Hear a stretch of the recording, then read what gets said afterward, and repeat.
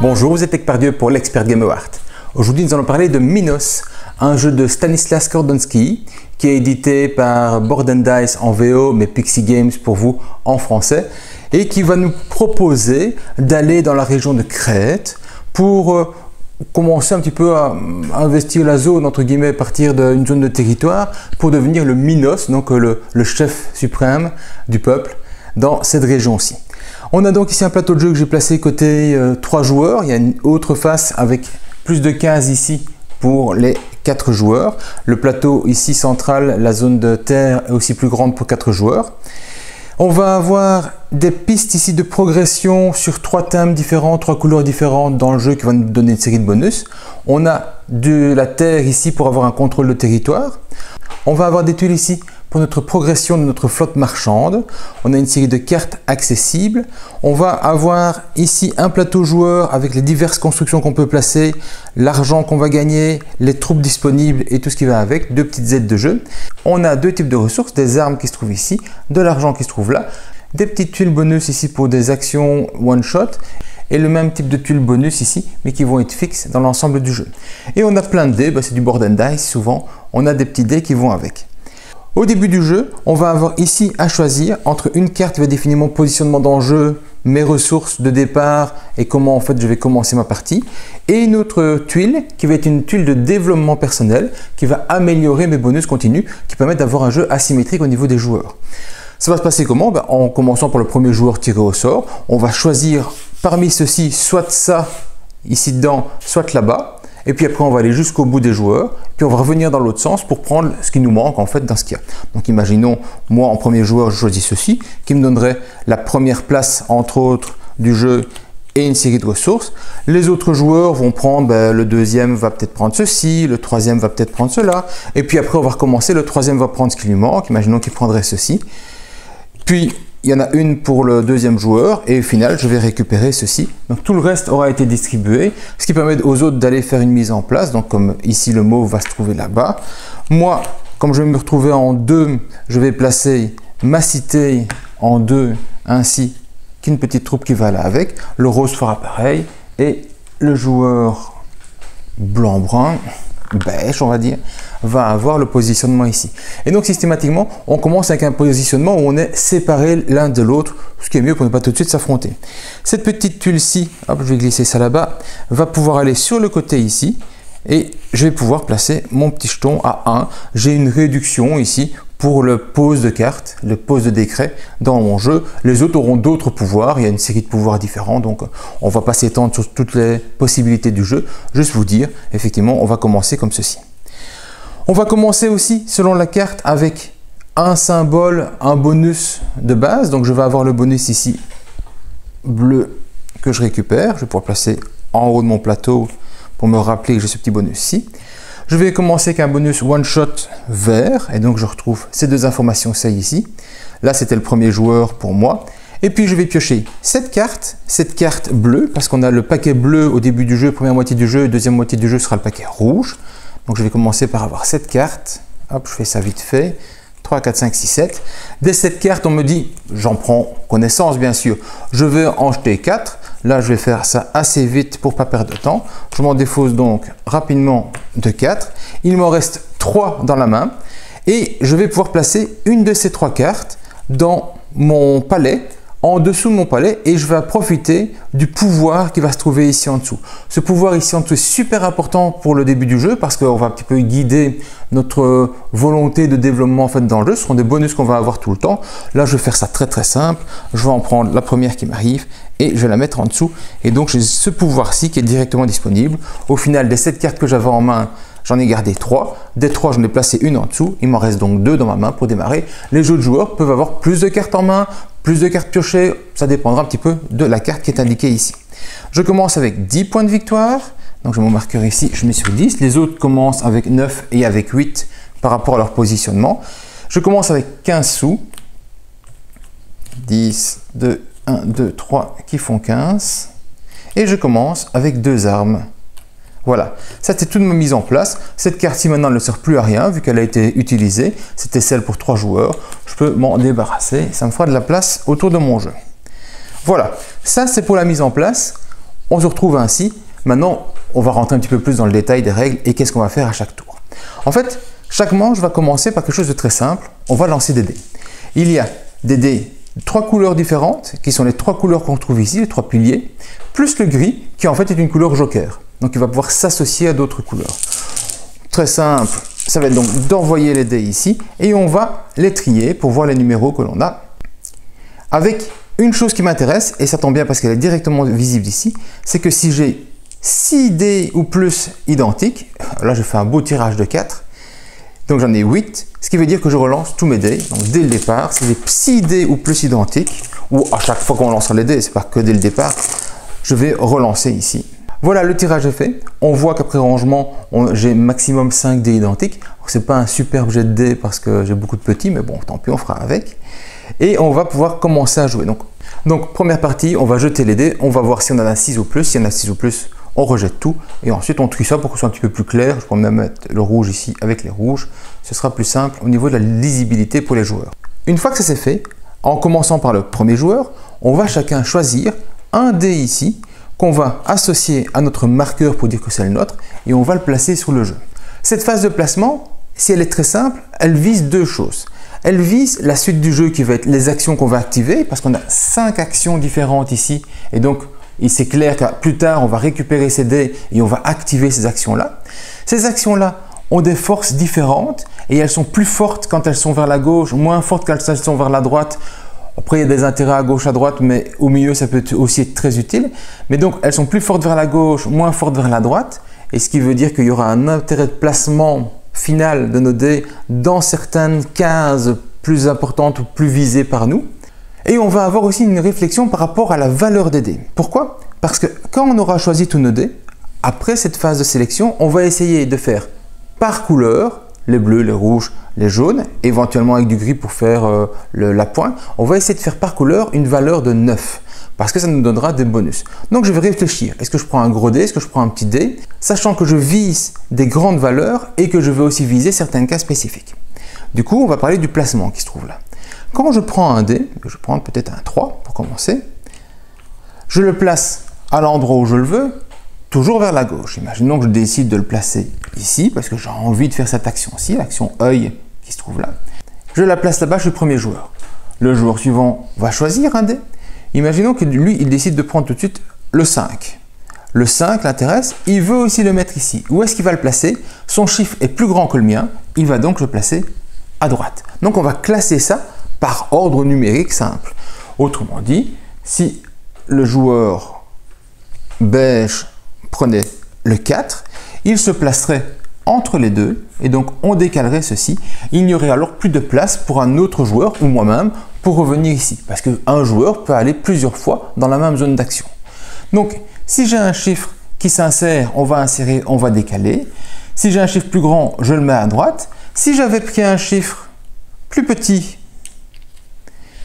on était comme ceci, je l'aurais placé à gauche, vous avez bien deviné. Et si j'avais pris un chiffre identique, je prenais aussi un 3 avec le beige. Là, il se place où? Plus petit, plus grand et tout ce qui va avec? Non, il va se placer à côté. En cas d'égalité, on se place à droite. Voilà, on aurait un placement comme ceci. Et donc, on va faire ça, chacun, petit à petit. On va développer nos dés. On va prendre parfois un petit chiffre, parfois un grand. En fait, pour ce qu'on veut. Ce qui est clair, c'est que si je veux vraiment faire une action plus forte à un moment ou l'autre de mon jeu, je vais prendre un 1 dans une zone où personne n'est encore allé. Si je mets ici, personne ne sait se mettre à ma gauche. Donc, je suis certain d'avoir cette case-ci. Et ça, c'est super intéressant. Si je mets un 6 par contre et qu'il y avait encore des 6 disponibles, je ne suis pas certain d'avoir la dernière case. Pourquoi? Parce qu'il faudra qu'on me pousse. Et s'il y a un autre 6, un 6 se mettra à côté de moi. Donc la seule chose qu'on est certain, c'est qu'on met des petits chiffres, qu'on met le plus petit chiffre et qu'on le met le plus à gauche, on sait que là-bas on ne saura pas être décalé. Le plus à gauche, ou alors en tout cas qu'on ne va pas récupérer sa place. Par exemple, un autre joueur, je prends le mauve, décide de jouer lui aussi ici. Il n'y a rien à faire, il est certain d'être à cette position-ci, quoi qu'il advienne. Donc, ça c'est une première réflexion au niveau du jeu. Alors, je vais mettre en place quelques dés, ainsi on va faire la suite. Voilà. Par exemple ici, on peut avoir une mise en place finale. Tous les joueurs ont été prendre des dés. Donc vous voyez qu'il reste des dés quand on est à 3 joueurs, il reste des dés non utilisés. et on a utilisé nos 4 petits marqueurs de propriété. On se retrouve donc avec un plateau qui peut être rangé comme ceci, vous voyez bien, de gauche à droite, du plus petit au plus grand, avec des valeurs parfois égales qui ont fait un décalage. Un même joueur peut jouer 2 fois dans la même zone, il n'y a aucun problème. Une zone peut ne pas être remplie, ce qui veut dire qu'un gros chiffre pourra avoir accès à la valeur la plus intéressante de la zone. Une fois que chacun a placé ses dés, chacun va voir si, avec les dés qu'il a placés, il peut faire dans une couleur ou dans plusieurs couleurs un montant, un total de 9. Par exemple, ici, on va regarder le vert. Le vert, il a du gris, du bleu, du gris et encore du bleu. Ça lui donne quoi? Ces 2 bleus font 7, pas assez. Son bleu et son gris font 9, donc il a 9 en bleu. Il lui restera 5 et 1 qui fera 6.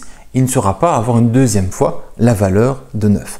On ne peut pas additionner tous les dés et ensuite diviser par 9 pour voir si on a plusieurs fois la même valeur de dés. Imaginons que j'aurais 3 6 en bleu, ça me ferait 18. Et donc je pourrais dire 18 ça fait 2 fois 9. Non, parce que je vais rassembler un groupe de dés, ça peut être 2 dés, ça peut être 3 dés, ça peut être 4 dés, pour atteindre la valeur de 9 ou plus, et alors dire j'ai activé une fois ce groupement de dés, cette valeur 9 une seule fois. Donc attention, on ne fait pas la somme et puis après on divise, parce que dans certains cas on pourrait le faire avec 3 dés et arriver donc à atteindre la valeur de 9. C'est bien, un groupe de dés atteint au moins 9, un autre groupe de dés atteint 9 et le gris fait joker. Donc je vais avancer ici et ceci, ça me permettra de récupérer 2 bonhommes. Je ne vais pas le faire ici, c'est juste pour l'exemple. Le beige, il a rouge 3, 2, 2 et 1 ici. Ça lui fait 3, 5, 7, 8. Il n'a donc pas assez afin d'atteindre le 9. Il n'avancera donc dans aucune des pistes parce qu'il n'a pas, même en regroupant tout, il n'a pas réussi à avoir la valeur de 9 dans une couleur. Le mauve, par contre, a un 3 tout seul ici, qui pourrait rassembler avec le 5 qui ferait 8, c'est pas assez. Les 2 autres sont des jaunes, donc il va juste faire 9 en rassemblant ces 3 dés jaunes, on va dire, même ça fait 10, et il avancera alors de 1 dans cette zone-ci, qui lui permettra d'aller récupérer un jeton joker ici. À nouveau, je ne vais pas faire les actions ici, juste vous les expliquer tout à l'heure. Maintenant que cette partie-là est faite, on va faire les actions associées à ce qu'on avait programmé. Et là-bas, c'est ça qui est intéressant, c'est que dans le jeu, on va récupérer pas le dé et l'action que l'on veut, mais on va devoir récupérer le dé le plus grand dans mes dés qui sont disponibles. Donc, moi, en tant que joueur vert, mon dé le plus grand, ce sera le 6. Je vais donc être obligé de faire cette action-ci en premier. Je vais faire cette action-ci en premier, puis je serai le 5, je ferai celle-ci, puis ensuite, on aura 3 qui sera ici et je terminerai par le 1.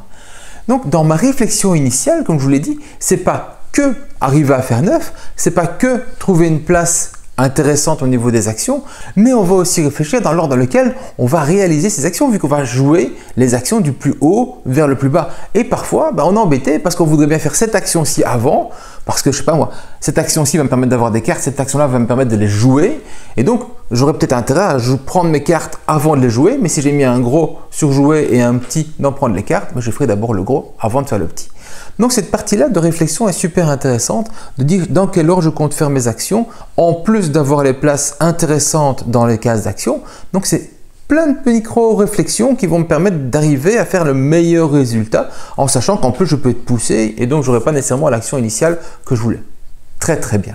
Et donc mes dés, je vais les récupérer dans l'ordre inverse du plus grand vers le plus petit et j'ai pas le choix. Quand j'ai 2 dés de la même valeur, comme ce sera le cas par exemple pour le rouge ici, eh bien il pourra choisir lequel de ces 2 dés-ci il fait en premier. Donc ce n'est pas nécessairement celui le plus à droite, il décide clairement celui qu'il va faire, mais il fera ces 2 dés-là avant de faire un dé inférieur. Il a le 1 ici, il terminera donc par celui-ci. Alors quand je reprends un dé, je vais reprendre ce dé-ci, je vais faire cette action qui va avec, je vais aussi regarder sur mon plateau de jeu, j'ai ici des cartes, ce sont des traits royaux qu'on a été placés, donc j'ai été placé au début du jeu, qui me disent quoi? Qui me dit, mais quand je fais cette action-ci, je gagne ceci. Ça, je le fais systématiquement quand je reprends un dé d'une zone. Et donc, on va retrouver des cartes qui me donnent des bonus avec les 5 zones qui sont ici, mais aussi avec les valeurs de dés. On pourrait avoir dans les cartes qui sont disponibles dans ma main ici, par exemple, cette carte-ci qui me dit que si je récupère un dé 1 ou 2, eh bien, je fais une action spécifique.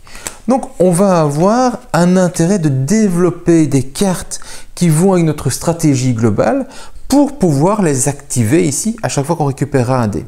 Quand je récupère mon dé, je fais d'abord l'action de mon dé ou je fais d'abord l'action de ma carte. Et si j'ai plusieurs cartes, je peux décider de faire l'action de ma carte 1, mon dé, puis l'action de la carte 2, l'action de la carte 3. Donc je ferai mes actions ainsi selon l'ordre, le rythme que j'ai envie par rapport à ceci. Le dé, je suis obligé de choisir du plus grand vers le plus petit. Les cartes ici, quand je les active, je les fais dans l'ordre que je veux, avant ou après l'action associée au dé. Et on va un petit peu parler maintenant de toutes les actions qui se trouvent ici. Qu'est-ce que je peux faire exactement dans mon jeu? C'est très simple en fait.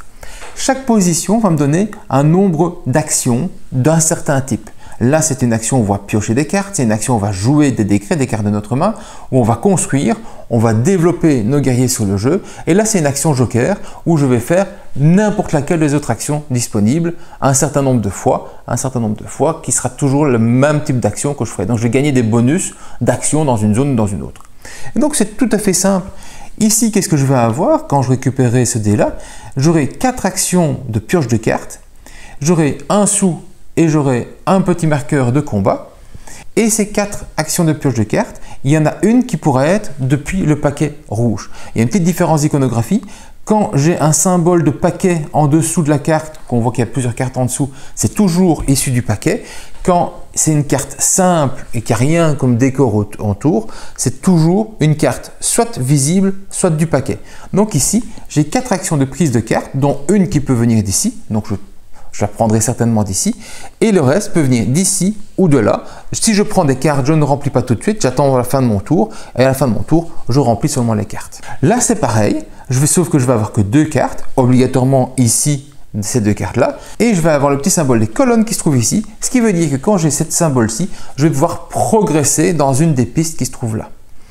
Celui-ci, c'est je prends 3 cartes. Mieux que ça. Et la compensation, c'est que je fais l'action de la tuile joker qui a été placée ici. Cette action-ci, c'est une action qui change de partie en partie. On la tire au sort en début de partie. Là, ce sera aussi une pioche de cartes, uniquement du paquet. Il y a les 2 couleurs. Pourquoi? Parce que selon le moment où on joue, il y a 4 manches dans le jeu. Dans la première partie, ce sera uniquement des cartes bleues. Dans la deuxième partie, on verra des cartes rouges. Donc, on a le même symbole pour que ce soit du rouge ou du bleu, c'est juste une question de à quelle époque du jeu on se trouve. Donc, super simple ici, je vais juste aller chercher des cartes. C'est tout aussi simple là-bas, je vais jouer les cartes de ma main. Je vais jouer 3 cartes, 1 carte, 2 cartes. Là, j'aurai un petit bonus de monter dans les colonnes. Les cartes de ma main, comment est-ce qu'elles se présentent? Elles ont déjà un point de victoire ici. Elles seront des points de victoire qui seront validés si ces cartes-là sont en dessous de votre plateau, donc sont mises comme des traits royaux. Ensuite, vous avez de l'argent. L'argent, c'est ce qu'il faut payer. Là, c'est 8, là, c'est 7 pour pouvoir jouer cette carte-là. Donc, quand je veux jouer des cartes ici, je vais devoir payer des sous, soit 8, soit 7. Elles ont aussi une réduction possible. Cette réduction possible, c'est une seule fois. Si j'ai ce symbole-là, et donc vous avez tous les symboles ici qui sont en fixe, un petit peu comme dans Splendor, quand vous avez une réduction permanente avec une carte qui est placée devant vous.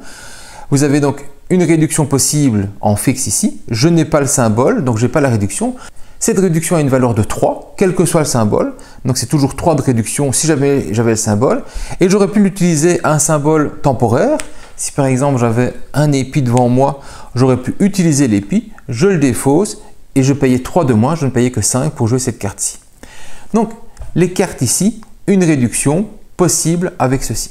Attention, cette réduction-là est uniquement one shot, c'est-à-dire que si jamais j'avais 2 épis en fixe ou en temporaire, je ne peux pas acheter mes 2 épis ou valider mes 2 épis fixes pour avoir une réduction de 6. C'est une seule fois. Dans les cartes rouges, on peut avoir des symboles doubles, auquel cas j'aurai 3 et 3. Si j'ai les 2 symboles devant moi ou que je défausse éventuellement, j'aurai un petit peu plus de réduction possible.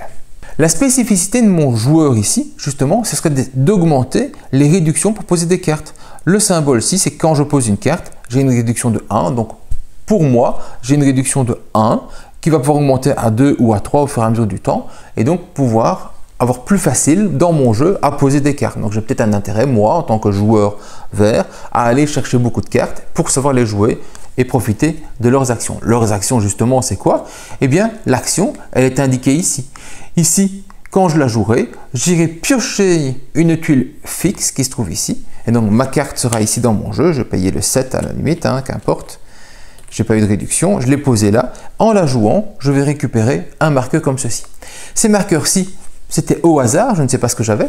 Et je me retrouve donc avec un marqueur qui va être ici disponible, qui me donnera une nouvelle réduction. Mais surtout, à chaque fois que je prends un marqueur, je vais pouvoir faire une augmentation dans cette piste-ci. Cette piste-ci va me permettre d'augmenter de 1 quand c'est la première fois que j'ai un symbole. Première fois que j'ai un symbole, j'ai une augmentation de 1. C'est le cas ici. Si jamais j'avais une deuxième fois ce symbole-là, parce que je vais le chercher pour une raison ou pour une autre, eh bien j'avancerai alors de 2. Si j'ai une troisième fois le même symbole, j'avancerai de 1, mais je piocherai une carte rouge. 4 fois le même symbole, j'avancerai de 2. Si j'arrive à 5, ça ne change plus rien. Donc, si j'ai plusieurs fois le même symbole qui arrive, je vais augmenter sur cette piste-ci, qui est une piste de revenus. Donc seulement, je vais gagner des revenus au fur et à mesure du temps. Donc voilà, je vais placer ma carte ici, et je vais donc être tranquille pour faire mes actions. Si je jouais cette carte-ci aussi, à un moment ou à un autre, j'ai un symbole ici avec une couronne. Ce symbole de couronne, c'est un truc qui me dit de placer une de mes cartes disponibles ici, en dessous de mon plateau de jeu. Donc c'est comme ça que je vais placer des cartes en dessous du plateau de jeu avec ce symbole-ci qu'on va retrouver ici, qu'on va retrouver là-bas amélioré, qu'on peut retrouver à différents moments du jeu dans des cartes ou autres. Et donc je vais me permettre de placer une carte. Alors il faut savoir que je place une carte qui est visible ici. Donc je pourrais très bien, en jouant cette carte-ci, placer cette carte-là. Si j'avais des cartes encore en main, je peux placer une carte de ma main directement en dessous sans passer par la case « Dépose sur la table ». Je ne gagne pas alors l'action de la carte quand je l'ai déposée. Mais par contre, je vais perdre les points de victoire qui seraient indiqués ici au-dessus. Pourquoi? Parce qu'à la fin du jeu, je vais gagner ces points de victoire. Et donc, comme je passe directement de ma main sans passer par le jeu, il y a une petite pénalité, entre guillemets, c'est que ce sera une carte qui vaudra 0 point de victoire. Mais j'aurai le bonus qui est indiqué ici, comme par exemple ici, à chaque fois que je fais l'action œil, qui est d'aller chercher des cartes, ici, eh bien, j'aurai à chaque fois dessous. Attention, quand je dis quand je fais l'action œil, c'est bien l'action en retirant un dé de cette zone-ci. Parce que ça, c'est un joker qui va permettre de copier chacune des zones. Ce n'est pas une action œil, c'est une action joker de serpent. Bien faire la différence entre les deux. Donc voilà, ça me permettrait de jouer ce type de carte-là directement. Je perdrai les points de victoire. C'est pour ça qu'on ne commence pas non plus à la valeur 0.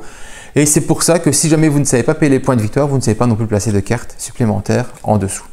Quand je joue une carte ici, et imaginons que j'ai plus de cartes en main, j'ai déplacé mon dé, je peux aussi directement jouer une carte qui se trouve dans l'offre. Donc je pourrais choisir de ne pas jouer une carte de ma main, mais de prendre une carte qui se trouve ici parce qu'en fait elle est plus intéressante. Seulement, je vais payer 3 sous de plus. Donc je peux jouer une carte de l'offre directement, c'est indiqué ici, directement placée sur le jeu, mais je paierai simplement 3 sous en plus. On en vient à la phase de construction. Je construis 3 fois, une fois avec une avancée ou 2 fois. Vous avez déjà compris le principe, ce sera tout le temps la même chose dans chaque zone. Donc, je vais pouvoir construire. Qu'est-ce que je peux construire? Je peux construire tout ça. Alors, les règles au niveau d'une construction, c'est assez simple. Vous avez ici les prérequis et en tout cas, ce que ça va vous coûter. Ici, si je veux construire une ville, je dois être présent avec un de mes personnages. Un bonhomme doit être présent quelque part. Alors, je vais tricher, je vais le mettre tout de suite quelque part ici. Doit être présent quelque part. Il faut qu'il n'y ait pas déjà de ville sur la zone et ma première ville va me coûter 6, mais je vais avoir une réduction de 3 pour chaque symbole de pierre que je disposerai. Ici, je peux les cumuler. Si j'ai 3 fois le symbole de pierre, ça ferait moins 9 et donc je pourrais placer cette ville-ci gratuitement. Donc je vais construire une ville à un endroit où il n'y a pas déjà une ville, où j'ai déjà un bonhomme à moi qui est présent, auquel cas je paye le coût, je payerai les 6 ici, moins 3, donc je n'ai que 3 à payer, et je peux placer ceci là-bas. Il faut qu'il y ait un emplacement vide, évidemment. Et donc cet emplacement ici me permettrait de placer un bonhomme ou alors de déplacer un bonhomme. Donc j'aurais pu alors déplacer ou placer un bonhomme. Placer un bonhomme, on le verra après, c'est dans un endroit où il y a une ville. Voilà, je peux placer une ville dans un endroit où j'ai déjà un personnage et que l'emplacement est disponible. Tout ce que j'ai besoin de savoir. Les forts ici vont me permettre, une fois qu'ils sont construits, à avoir un bonus immédiat. Et puis, il y aura des bonus en intermanche. Donc, on va retrouver plus tard les petits crânes ainsi qui sont plutôt orangés. Ce sont des bonus qu'on va avoir à l'intermanche. Donc, on va avoir des petits symboles de crâne orangé ici de bétail. Tandis que ceux qui sont blancs, c'est pour la fin du jeu. Et ceux qui sont bruns, c'est à un moment clé donné. C'est quand on fait l'action associée. Donc, un fort, lui, doit être construit à un endroit où je n'ai pas déjà de fort et où je suis présent avec une ville. Donc je vais pouvoir construire un fort ici ou construire un fort là-bas. Un seul fort par zone, donc pas de fort, présent avec une ville, c'est le prérequis. C'est le même principe, mais on va avoir des réductions ici sur le cuivre pour le placement du fort. Et donc je vais directement gagner le bonus qui se trouve ici en dessous en le posant. Les bateaux, eux, vont partir à l'aventure, commercer, et donc je vais payer un coût en bois pour le placer, toujours progressif, 3, 6, 9, et je ne peux placer des bateaux qu'à la limite du nombre de villes que j'ai. Autrement dit, au début du jeu, j'ai une seule ville, je peux placer qu'un seul bateau. Quand j'ai construit ma deuxième ville, je pourrais placer jusqu'à 2 bateaux. Mais je ne pourrai pas placer mon troisième tant que je n'ai pas placé ma troisième ville. Ces bateaux-ci vont partir dans une de ces pistes-ci, celle de mon choix. Et quand je paye les 3 sous réduits par le nombre de bois que je disposerai, je peux le placer ici. Quand je le place quelque part, je vais avoir un bonus lors de la phase d'entretien, de maintenance entre les zones. Quand je le place, il peut y avoir un coût en argent. Ce coût en argent peut être diminué par symbole vert que j'aurai. Donc si je veux le placer ici, je devrais alors payer 2 sous supplémentaires, mais si je défausse ça, je n'en paierai qu'un seul. Donc il y a un coût ici. Quand je fais l'action de construction, je peux aussi décider de faire avancer mes bateaux.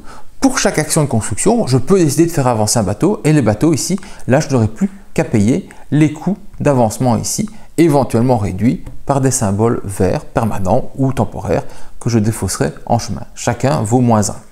Ici, il y a une limite. Pour passer de cette zone 3 à la zone 4, eh bien, je dois avoir un fort.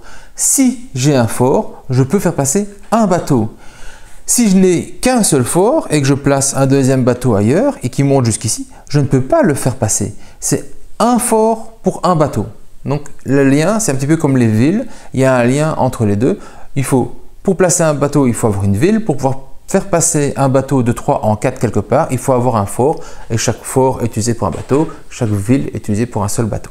Enfin, vous avez les champs ici, donc les pommiers qui vont être placés. Ici, on ne va pas payer en argent, mais on va payer en bonhomme. Ce sont les agents qui sont sur le terrain qui vont servir pour aller construire, pour aller utiliser la construction d'un pommier. C'est un coût qui va payer donc un bonhomme qui va revenir du plateau vers votre zone de jeu. Par exemple ici, je décide de faire celui-là, de le mettre ici, c'est donc un bonhomme, je le ramène ici. Il y a une réduction, par épi, je paye un bonhomme de moins, donc si j'avais 4 épis, je pourrais placer tous mes petits pommiers ici, quelque part. Le principe, c'est que je peux placer un pommier là-bas où j'ai des bonhommes, c'est normal, c'est ce qui va me permettre de payer, donc ils vont revenir, et il n'y a pas déjà un pommier. Par contre, je ne dois pas être le propriétaire de la zone. Ce qui veut dire que si le rôle se déplaçait ici subrepticement à un moment ou à un autre et il fait l'action pour construire un pommier là-bas, eh bien il pourrait très bien le faire. Hop, imaginons que son premier ça lui coûte que 1, ou alors il aurait des réductions et ce serait autre chose. Et on peut donc se retrouver avec quelque chose comme ceci. Simplement, maintenant je ne pourrai plus construire moi-même de ferme ici, je devrais donc aller ailleurs. On a 4 fermes et si vous comptez, il y a 4, 8, 10 positionnements. Tout le monde ne peut pas placer ces 4 fermes. Donc à 3 joueurs, on va être limité. Est-ce qu'il y a une petite course à ce niveau-là? Parce que quand je vais construire ici, je vais avoir un petit sou immédiat. Là-bas, je vais faire avancer mon trésor, donc ma capacité de production d'argent. Je vais faire avancer ici aussi. Mais surtout, vous voyez qu'il y a des points de victoire. Et à la fin de chaque décompte, on va compter les points de victoire associés ici. Donc il y a possibilité d'aller chercher jusqu'à 14 points de victoire quand on a tout fait à ce niveau-ci des fermes. Donc on construit très simplement une ville là-bas où il n'y en a pas, où il y a déjà un bonhomme à nous, un fort là-bas où on a déjà une ville à nous, une ferme là-bas où on a un bonhomme à nous, mais on ne doit pas avoir la propriété de la zone, et on va placer des bateaux à la limite du nombre de villes qu'on a, qui vont pouvoir aussi progresser en payant le coût associé, qui va permettre de passer au-dessus du 3 à 4 si on a un fort pour chaque passage, et on peut avoir des réductions dans la progression avec du vert et dans les constructions selon le symbole qui est associé à côté. On paye les fermes en bonhomme. Voilà, c'est tout pour les constructions, c'est pas si compliqué que ça. Et puis on va justement avoir ces actions-ci où on va placer, déplacer des bonhommes. Ça va me permettre de faire 6 actions entre déployer des gens vers le terrain. On déploie là-bas où on a une ville, et donc j'en déploie 1, j'en déploie 2, et puis il me reste 4 actions, eh bien je vais pouvoir me déplacer. Je peux très bien faire 1, 2, 3, et perdre le 4e ou continuer à avancer pour aller ailleurs. Par exemple, je peux aller jusqu'ici pour aller le menacer d'aller faire un pommier. Et ici enfin, je vais faire l'action du serpent. Le serpent, donc ça copie une des actions suivantes sans être le fronton qui va avec. Donc ce sera toujours un fronton serpent pour les actions bonus qui se trouvent ici en dessous. Je fais 2 fois ça, ou 2 fois ça, ou 2 fois ça. Attention, je ne fais pas l'action ici, je ne fais pas l'action qui me permet d'avoir un bonus, d'aller chercher une carte rouge. Non, non, j'ai 2 points d'action pour faire l'action piocher, poser, construire ou déployer, déplacer. simplement. Mais voilà, on a vu les actions du jeu. Il reste à parler un petit peu des actions bonus. Les actions bonus, il y a ici toute une liste d'actions supplémentaires.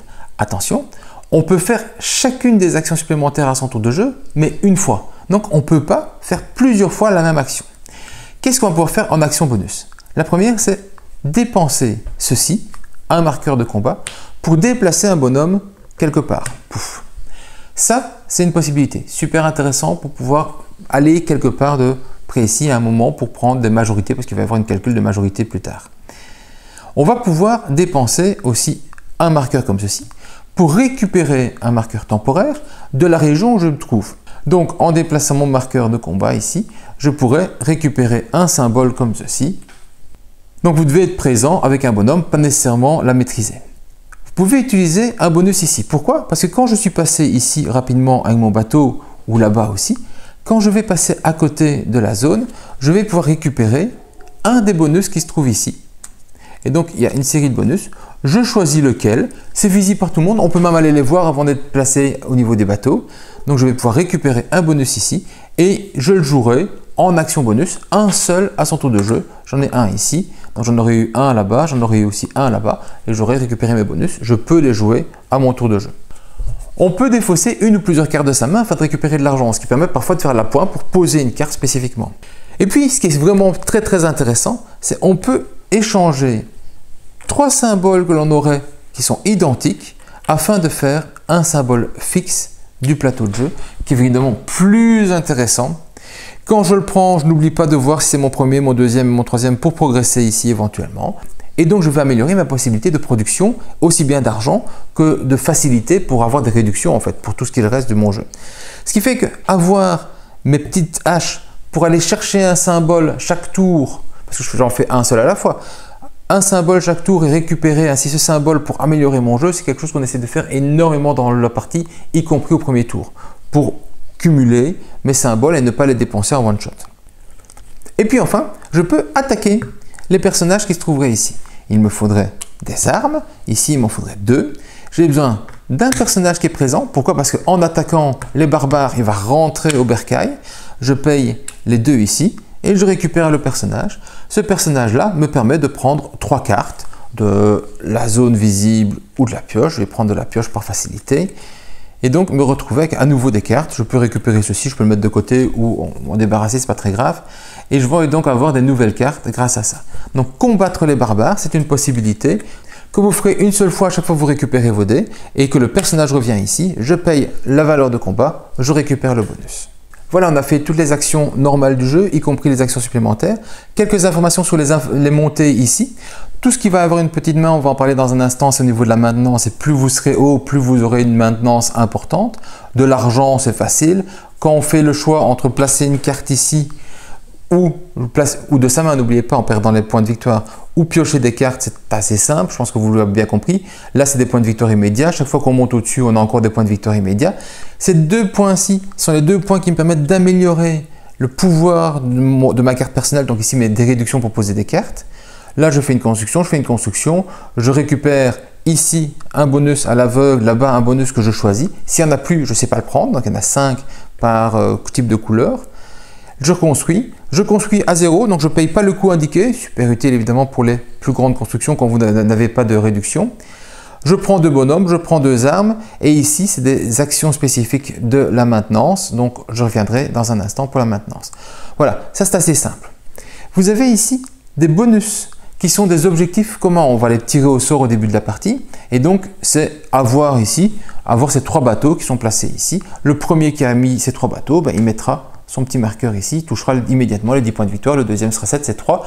Là, j'ai tiré être à la niveau 8 sur le rouge et là, avoir 3 fois le même symbole, quel qu'il soit, dans son espace de jeu. Donc, ce sont des objectifs qu'on a tirés et qui vont pouvoir se faire quand vous l'aurez atteint, si vous visez un petit peu ces montées-là. C'est des points de victoire intéressants, donc il y a moyen de remonter assez bien sur les pistes de score si vous arrivez à scorer 2 ou 3 au maximum. Donc, c'est vraiment très bien à ce niveau-là. Quand tout le monde aura pris ses dés, autrement dit, on va être ainsi, on va pouvoir faire la phase de passage à la manche suivante et donc toutes les actions de fin de manche de maintenance. À chaque fin de manche, on va faire tout ce qui est les petites mains. Donc on va regarder dans notre plateau de jeu où est-ce qu'on va retrouver des petites mains qui vont être récupérées. On va le faire Au niveau du plateau joueur, le plateau joueur, ici, c'est une phase de récolte, c'est comme ça qu'on va récupérer de l'argent. On peut aussi récupérer des points de victoire. De l'argent, ici 5 pour moi, et un point de victoire qui me permettrait d'avancer ici. On peut en avoir où ici, c'est fini, là c'est se limite à ça. On peut en avoir sur le plateau des routes commerciales. Là, ça me permettrait de piocher 4 cartes. Il n'y a pas de limite de cartes dans sa main, donc ce n'est pas un problème. Et là-bas, d'avoir 3 points de victoire. Hop, 3 points de victoire. Ici, j'aurai par exemple des points de combat en plus. Et c'est recto verso, donc on peut choisir au début du jeu de quel côté on va jouer. Vous tirez au hasard, vous le choisissez, c'est vous qui voyez. On va avoir ce qu'on va gagner sur les pistes de progrès. Donc ici, je vais pouvoir placer une carte de mon jeu ou de ma main en perdant les points de victoire directement en place. Je pourrais placer celle-ci qui me donnerait, quand je récupère un 1 ou un 2, la possibilité de défausser 3 cartes, j'en ai plein ici, pour avancer dans la piste jaune. C'est une des possibilités qui me serait offerte. Si je suis monté plus haut, j'en jouerai plus. Donc il y a un intérêt à monter ici pour mettre en dessous. Je vous rappelle que les points de victoire qu'on a en fin de jeu qui sont indiqués sur les cartes sont uniquement celles qui seront ici placées en dessous. Ici, il n'y a pas de récupération en petite main. Ici, on va avoir au niveau de la petite main des récupérations en armes. Par exemple ici, une arme pour moi vu que c'est la plus basse qui se trouve là. Voilà ce qu'on récupère sur les pistes ici. Certains joueurs peuvent avoir, et c'est le cas sur une des cartes que j'ai retirées ici, la possibilité sur leur plateau d'avancée de gagner quelque chose. Ici aussi, il y a des gains en niveau d'armes qui vont être ici et des possibilités de pouvoir qui sont associées. Je ne vais pas rentrer dedans, juste pour vous dire qu'il y a cette possibilité-là aussi pour certains joueurs. Il n'y en a qu'un, je pense, ici. Qui sait, dans le futur, il y aura peut-être des extensions avec d'autres bonus qui permettront de faire des développements spécifiques. Voilà, c'est tout ce qu'on fait quand on fait le passage de maintenance 1 à 2. On fera cette même phase de revenu de 2 à 3, de 3 à 4 et à la fin du jeu, mais on va surtout pouvoir voir ce qu'on fait quand on passe de 2 à 3. Quand on passe de 2 à 3, une chose simple, on va changer les cartes bleues et on va mettre à la place les cartes rouges. Donc ça, c'est comme ça que ces cartes rouges-ci vont arriver en jeu et vous voyez que ces cartes-ci vont simplement être meilleures au niveau des points de victoire. Peut-être pas nécessairement plus cher, même s'il y a une valeur plus importante, parce qu'il y a souvent 2 symboles. Au final, ça permet de réduire malgré tout. Donc, au niveau des coûts, c'est pas trop grave. D'autant plus qu'on a eu le temps de placer plus de symboles devant soi, donc on peut avoir de meilleures réductions. Donc, on a un pouvoir qui est meilleur et souvent avec des conditions. Là non plus, je ne vais pas vous passer en vue toutes les cartes. Il y en a vraiment beaucoup. C'est ça qui est très bien, c'est que ça change beaucoup d'une partie à l'autre. Et puis, vous allez avoir une phase ici dite de majorité. Donc, on va regarder pour chaque zone qui est majoritaire et qui est présent. Et une majoritaire, c'est avoir plus de bonhommes que l'adversaire. Ici, même si c'est lui qui a une maison, c'est moi qui suis majoritaire sur la zone. Là, je suis majoritaire, là-bas, je ne le suis pas, personne ne l'est, et ici, c'est égalité. Et donc, pour chaque zone, on va voir combien on gagne de points de victoire. Et ça, c'est ici, c'est la piste bleue qui va définir ça. Si je suis tout en bas, à chaque fois que je suis majoritaire, j'ai 3 points de victoire, à chaque fois que je suis présent, j'ai un point de victoire. Plus je vais monter, plus je vais avoir des revenus intéressants. 6 pour majoritaire, 4 pour présent. Donc, ici, dans ce cadre-là, en tant que majoritaire ici, ça me fait 3 points. Majoritaire, ça me fait 3 points. Présent, parce que égalité, ça me fait 1 point. Le beige n'a que 1 point. Le mauve a 0 point. Imaginons que le mauve était présent aussi ici. Il aurait 1 point comme nous autres ici. S'il était présent ici, ça ne change rien que ce soit dans sa zone où il avait sa ville. Et puis, on a des petits points bonus. Si je vais placer mon deuxième fort ici, je vois qu'en cas de majorité, j'ai plus 1 sur le fort. Et donc, comme je suis majoritaire ici, je n'aurais pas eu 3, mais j'aurais 3 plus 1, donc j'aurais 4 points pour cette zone-là. Parce que dans la zone du fort, je suis majoritaire. Ça ne veut pas dire que partout où je suis majoritaire comme ici, j'ai plus 1. Non, c'est le fort me rapporte 1 point supplémentaire. Tous les forts, si j'avais été majoritaire ici, m'auraient rapporté aussi 1 point supplémentaire. Ou 2 points si j'ai été construire le 3e fort qu'il y a dans le jeu. Voilà, ça c'est le calcul des majorités. Ça va avoir lieu ici, ça va avoir lieu là-bas. Donc quand on va passer de 4 à la fin, on va refaire un calcul des majorités et puis on va faire quoi? On va retirer tous les barbares 1 qui restera encore en jeu et on va regarder pour chaque zone en commençant par la 1 puis la 2 et on va continuer à tourner ainsi. Est-ce qu'il y a des guerriers présents pour combattre les barbares et est-ce que les gens ont assez d'armes pour les combattre? Ici, il n'y a personne, ça va donc aller nulle part. Il n'y a pas rien à faire. Là, il y a quelqu'un, mais il n'y a pas de barbare, il ne va rien se passer. Là non plus. Là non plus. Bon, en fait, je n'ai pas mis beaucoup de bonhommes quelque part, donc c'est un petit peu difficile. Imaginons que le mauve soit ici. Il est présent. Il a 4 armes pour payer son combat. Il le paye. Il touchera 5 points de victoire. Pour une fois que je mets des points de victoire aux autres, ça changera. On va continuer ainsi. Si on est plusieurs présents dans la même zone, si on n'est pas majoritaire, c'est égalité, c'est le joueur qui a le plus d'armes, c'est le plus armé, c'est normal, qui va décider en premier, est-ce que je veux combattre ceci? Il peut décider que non, parce qu'il a un intérêt d'aller faire un autre combat plus tard, qui rapportera peut-être plus de points de victoire.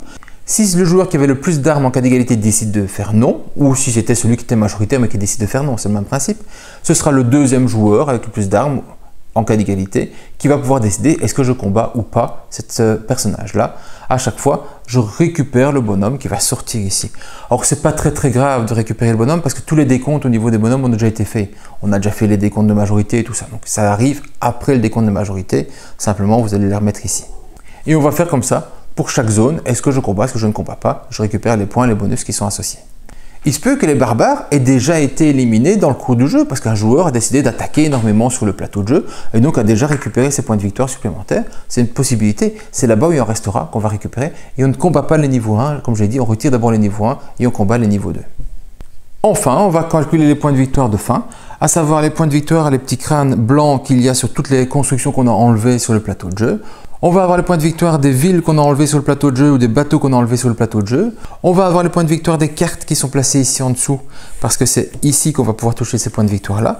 Ces points de victoire-là ne rapportent pas en tant que tels, mais toutes les cartes posées ici, qui ont été jouées en jeu mais qui n'ont pas été valorisées sur le plateau, valent chacune un point de victoire. On va calculer s'il nous reste comme argent, comme arme, comme carte en main aussi. On fait la somme, on divise le tout par 5 et par paquet de 5, ça fait un point de victoire. Bon, c'est le reliquat, c'est pas rarement ça qui fait basculer tout le jeu, mais parfois ça ramène un petit peu plus proche et ça fait toujours bien plaisir. En cas d'égalité dans les points de victoire, il n'y a pas de tiebreaker et c'est tous les joueurs qui partagent la victoire tout simplement.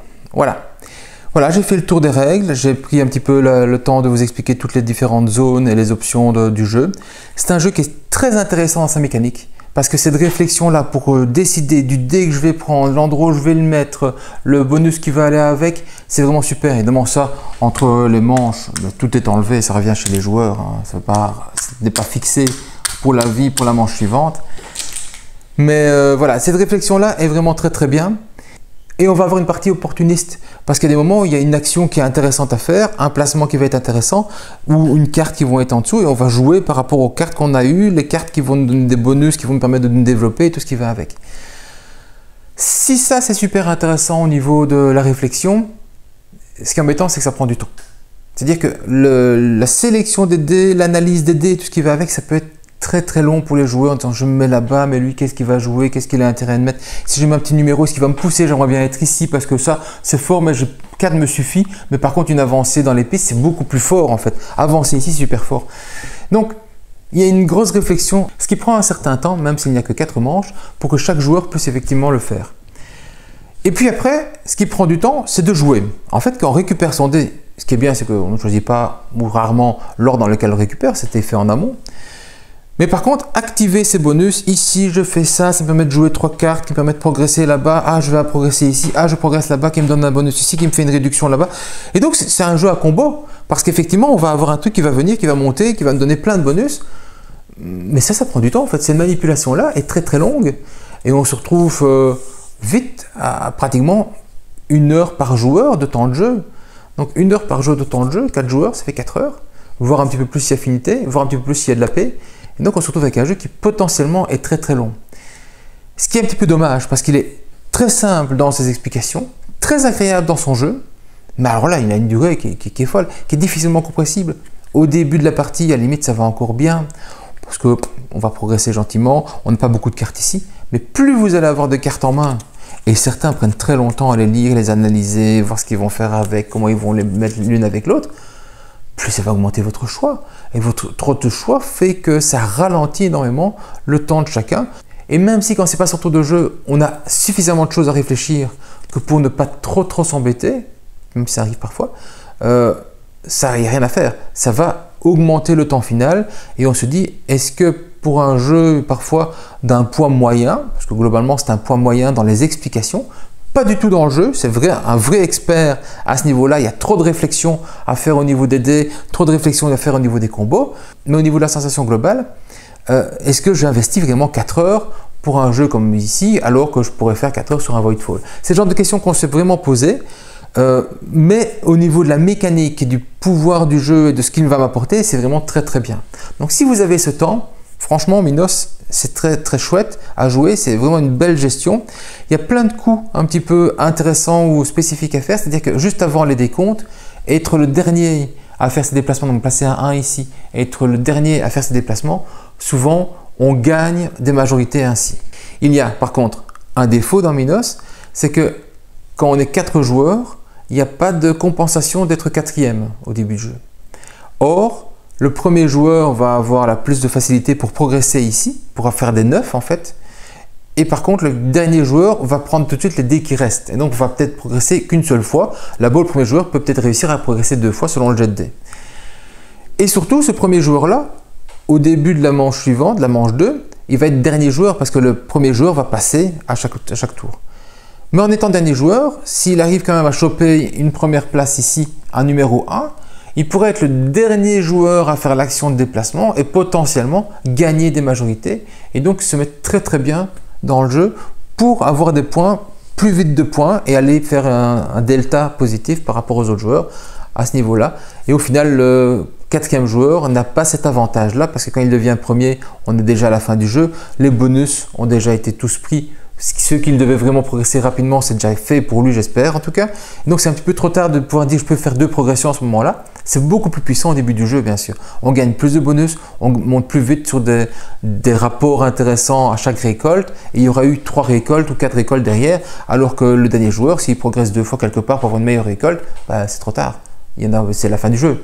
Donc, c'est pas tout à fait hyper équilibré au niveau du positionnement. Je préfère être premier ou deuxième qu'être troisième ou quatrième dans ce jeu-ci, parce que c'est vraiment très intéressant au niveau des placements. Pour le reste, comme je dis, super génial au niveau de la réflexion des dés, super bien au niveau des combos. Si vous adorez les combos, c'est vraiment un plaisir. Il faut juste avoir beaucoup de temps devant soi, c'est mieux pour jouer à Minos. Voilà, je vous ai fait un petit peu le topo du jeu. J'espère que cette vidéo vous a plu. Si c'est le cas, mettez un petit pouce bleu, abonnez-vous et pour le reste, c'est à vous de jouer. Bon jeu! Expert Game Award, le trophée on le veut. Expert Game Award, à ce jeu on met les dieux. Les stratégies se croisent.